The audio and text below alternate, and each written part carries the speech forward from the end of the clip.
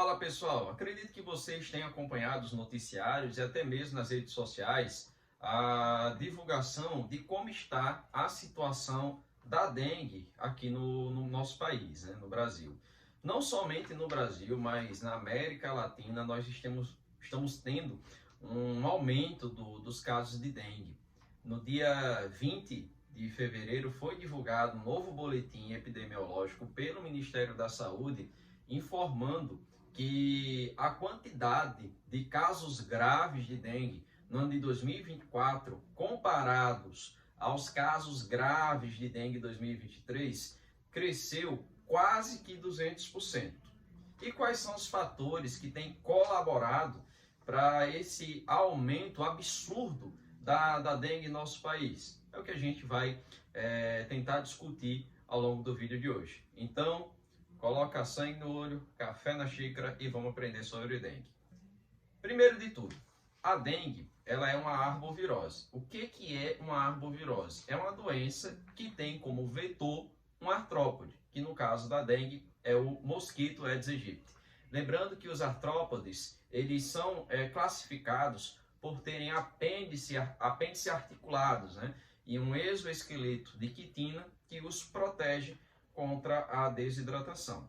Pois bem, muito cuidado para você não confundir agente etiológico com vetor. O vetor é aquele que transmite a doença. O agente etiológico é aquele que causa a doença.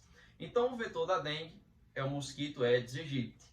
O agente etiológico aí são os sorotipos da dengue, né? O que significa sorotipo? Basicamente o tipo de vírus. A dengue tem 4 tipos de vírus. Isso significa dizer que basicamente você pode pegar dengue 4 vezes na sua vida. Se você vai sobreviver para pegar as 4, aí é outra questão. Mas dengue existem 4 sorotipos. É fato que em muitas regiões você tem um sorotipo dominante, né? Aqui no estado do Rio Grande do Norte, onde eu estou gravando, até então, o sorotipo dominante era o tipo 1. E agora nós estamos tendo uma mudança de sorotipo para o sorotipo número 2. E geralmente essas mudanças de sorotipo é o que ocasiona as epidemias de dengue. Porque até então tinha uma população que estava adequada ao tipo 1, que estava imunizada em relação ao tipo 1, e de repente surge a variante do tipo 2 e eu tenho um aumento no número de casos de dengue. Não somente aumenta o número dos casos de dengue, mas eu também espero um aumento dos casos de dengue grave. Por qual motivo? Porque a gravidade da dengue ela depende de uma sensibilidade imunológica pregressa.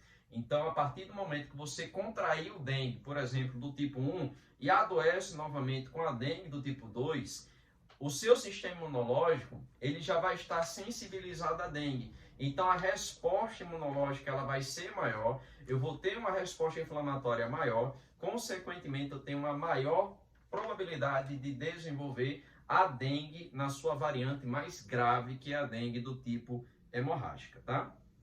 Falando um pouco mais a respeito da epidemiologia atual no Brasil. Como já falei lá no início, no dia 20/2, o Ministério da Saúde ele divulgou um boletim epidemiológico demonstrando que os casos graves de dengue aumentaram cerca de 200%. 196,7% para ser mais preciso. Foi um total de 7.575 casos graves até então em 2024 contra 2.553 casos graves no ano de 2023.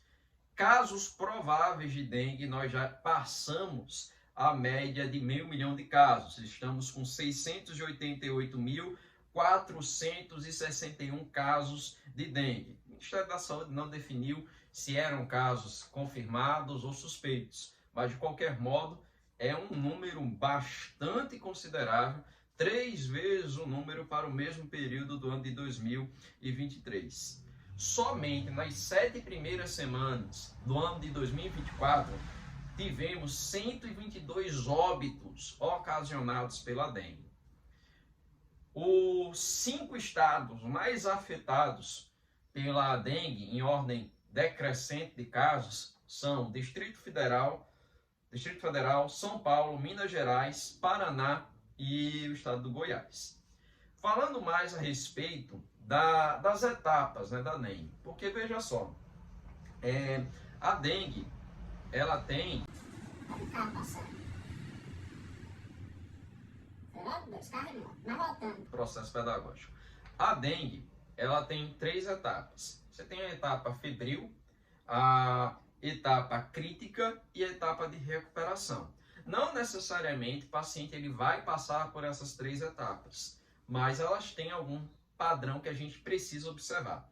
A primeira etapa da doença, que dura de cerca de 2 a 5 dias, é a fase febril. Você tem um febrão enorme, uma febre que vai de 38,5 a 40 graus, ela não cede ao uso dos antitérmicos, você vai ter que ficar utilizando antitérmico como dipirona ou paracetamol para controlar essa febre, junto com dores, né? Seja dor articular, seja dor de cabeça, dor retroocular, que é uma dor que você sente atrás dos olhos, náuseas, enfim, esses são os primeiros sintomas da dengue, que são sintomas de uma virose, né? Uma virose como qualquer outra, febre, dor, você sente qualquer tipo de virose. Fala pessoal, passando aqui rapidamente para deixar um recadinho muito importante para você. Você viu que eu falei virose, né? Dengue é uma virose, ou seja, se é virose, não dá para tratar dengue com antibiótico. Então não vá se automedicar e colocar um antibiótico que você já tem na sua casa, de um outro tratamento que você fez, para tratar um sintoma que provavelmente é de dengue. Não vai dar certo, você pode acabar criando um problema pior, ok? Deixa de se automedicar. Mas aí vem um detalhe. Por quê? Depois desse febrão que o paciente tem, ele pode se recuperar ou ele pode evoluir para a fase crítica. E é aí onde mora o perigo. Por quê? A fase crítica é justamente a dengue hemorrágica. Então, quais são o principal sintoma da dengue hemorrágica? Logicamente são as hemorragias espontâneas. Você começa a ter aqueles pontinhos vermelhos na pele, né? Petequias, exantemas, são os nomes dados a essas manchas vermelhas na pele. Dentre outros sintomas, como dor abdominal intensa, seja paciente dizendo, nossa, estou sentindo muita dor na barriga, seja quando o médico vai fazer exame físico que apalpa a sua barriga, você sente aquela dor, justamente devido ao extravasamento de líquido. Porque o que acontece na dengue hemorrágica? Os vasos sanguíneos, para nutrir os tecidos do nosso corpo, eles vão sempre afinando, né? Você tem as veias e tem os capilares, né? Artérias, veias e capilares.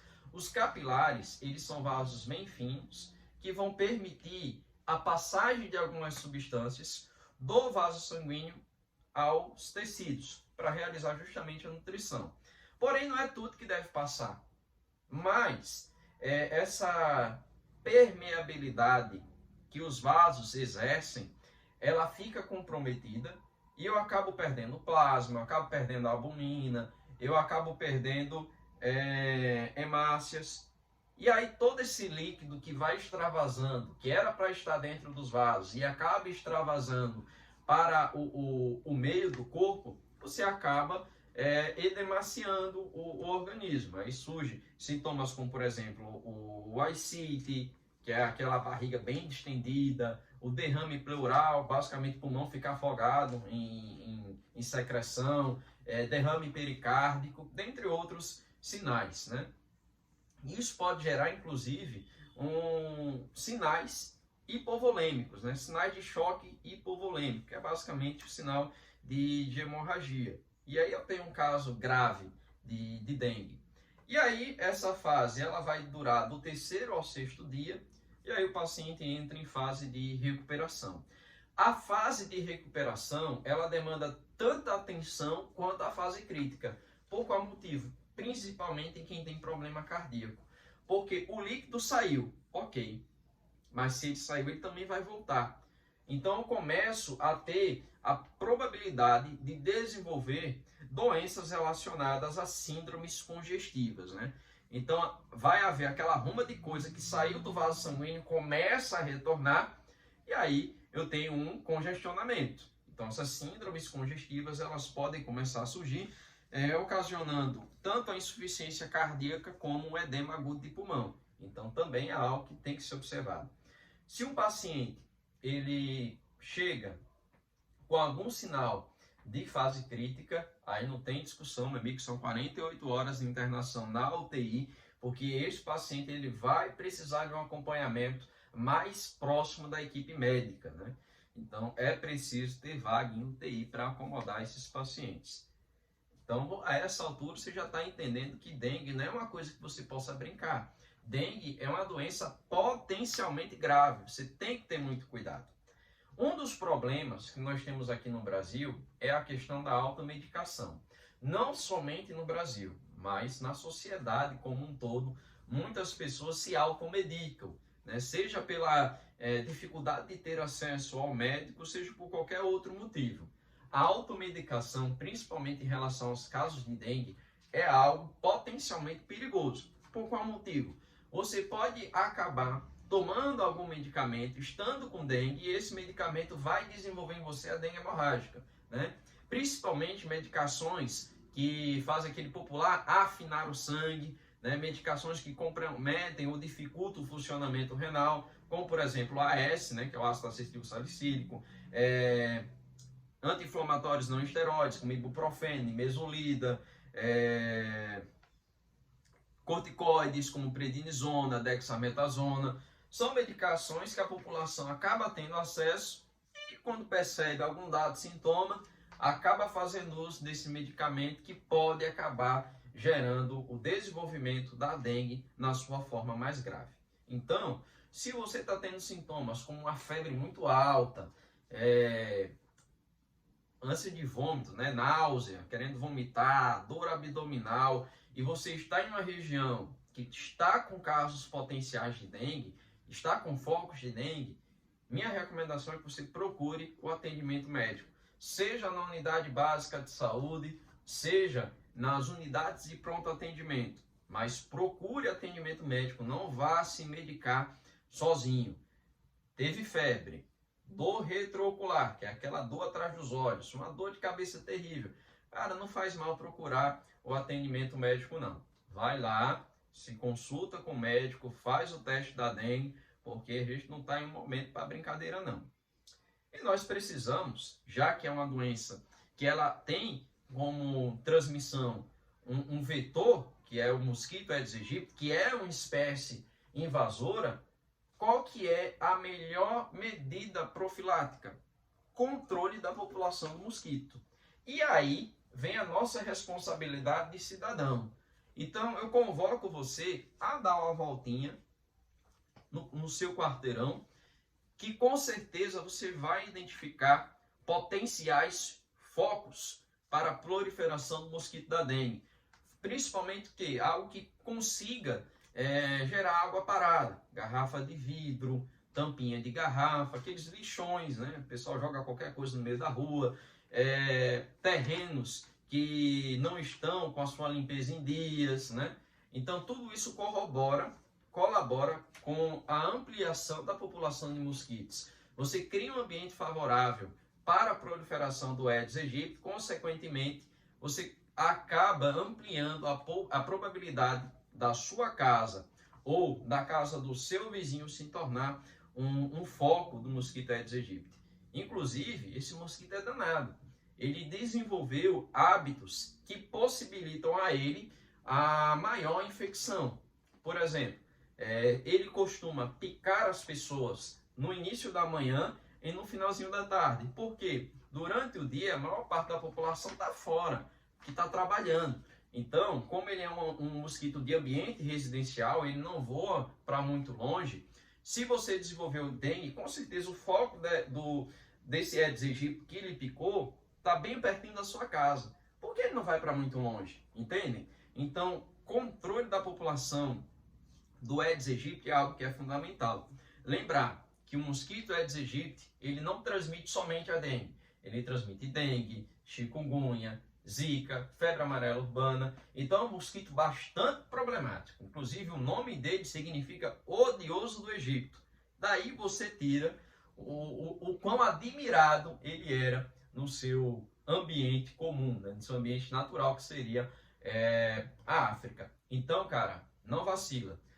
Não deixa nada que tenha probabilidade de gerar água parada. Cuida da caixa d'água da sua casa, não deixa ela aberta. E, inclusive, para com essa noia de achar que o Aedes aegypti ele só fica em água parada e limpa. Não, a água suja ele também começou a colocar os seus ovos. Então, até mesmo com água suja, a gente está tendo que ter cuidado. Então, evita a qualquer custo, qualquer tipo de objeto que possa deixar água parada. Por que o Aedes aegypti precisa de água parada? Para manter a hidratação dos ovos que ele deposita justamente nesses ambientes mais propícios. Inclusive, os ovos do Aedes aegypti, eles podem até resistir à desidratação. Então, ovos que foram postos nesse período de agora, eles podem eclodirem somente no próximo ano e gerar uma nova epidemia de dengue. Então, com dengue, nós precisamos exercer muito a nossa responsabilidade cidadã e orientar as pessoas que estão próximas a nós a cuidarem do seu ambiente para evitar um ambiente propício ao desenvolvimento ou à proliferação da população do Aedes aegypti. Inclusive, outras medidas também estão sendo postas em ação, como, por exemplo, a vacinação contra a dengue, o desenvolvimento de um mosquito Aedes aegypti transgênico, em que a fêmea não consegue botar, em que os ovos eles são inviáveis, né? Então não se desenvolve a população do Aedes aegypti, e por aí vai. Então, todo cuidado com a dengue é pouco. Você precisa ter a consciência de que a dengue é uma doença potencialmente grave e a gente consegue evitar pelo controle da população do mosquito Aedes aegypti. Então, por hora, são essas orientações e os comentários a respeito da dengue. Eu espero que esse vídeo tenha colaborado com o seu aprendizado. Qualquer dúvida, só deixar nos comentários. Não se esquece de curtir e se inscrever no nosso canal. Então é isso, um forte abraço e até breve.